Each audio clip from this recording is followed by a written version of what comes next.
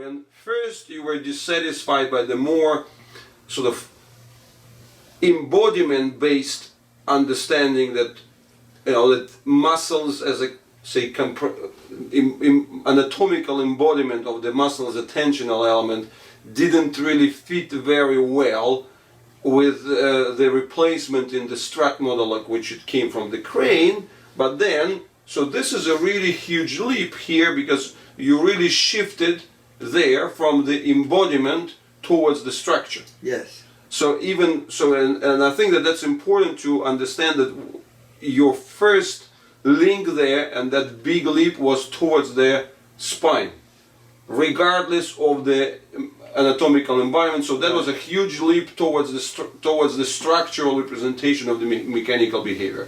So now, with this in mind, let's keep going. What I noticed, since these compression elements, what we would think of as bones, are sort of floating around, I recognized that this structure could be distorted in different ways, and it didn't have to exactly look like this.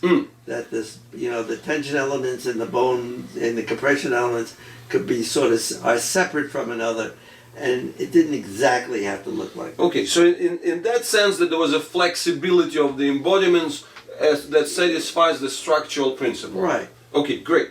So now we are there, so we got some new information into this. So we're talking about the summer of 1975. So you track down to Snelson. He sort of just backed off, I'm just an artist, Right. but he pointed you in the direction of Fuller, which you first read the book about Fuller. You started practicing with doing the tensegrities at home, which we have the pictures, you know, somewhere in your archive, and we're going to show it at some point. So, and now let's keep the focus. So what you were getting out of the models and how your further thought went through. Well, I quickly recognized that I had this structure, and how do I get to this structure?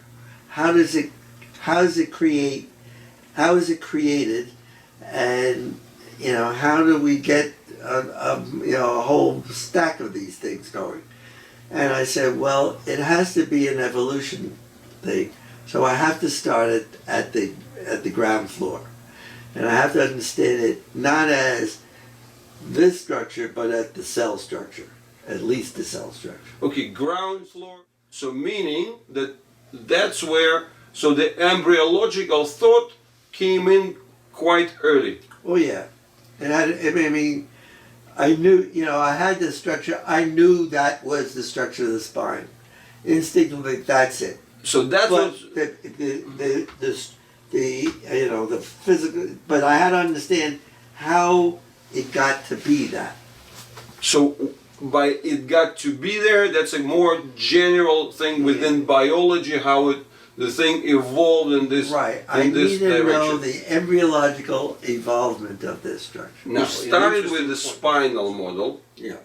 So with the spinal realization for yourself, but then that kind of expanded into other joints and interactions. Well, I knew that if it worked in the spine, it had to work every place else. That was very quickly recognized, that it was a total body concept, because again, I was back down to the embryology, seeing this thing build up, and I knew that at each stage of that construction, it had to work as a stable structure.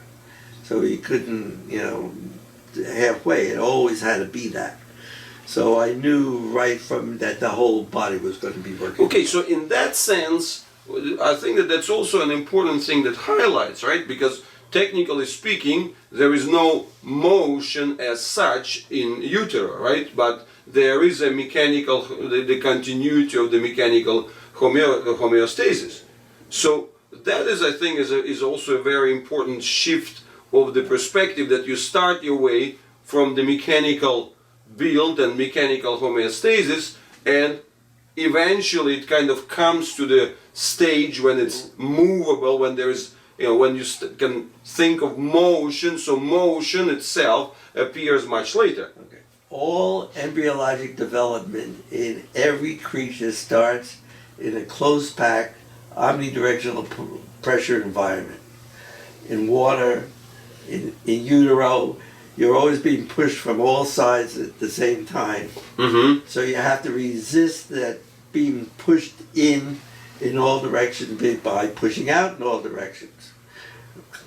So that means you have to have this omnidirectional construction that'll take stresses in all directions, pushing you in and squishing you.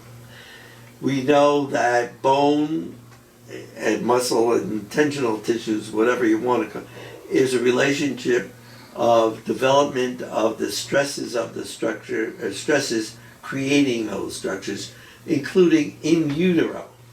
So your skeleton is developed in utero, which means that you're resisting this compression force by pushing out against it. So your skeleton is a product of an omnidirectional force squishing you, from all directions, trying to squash you, and you're resisting it.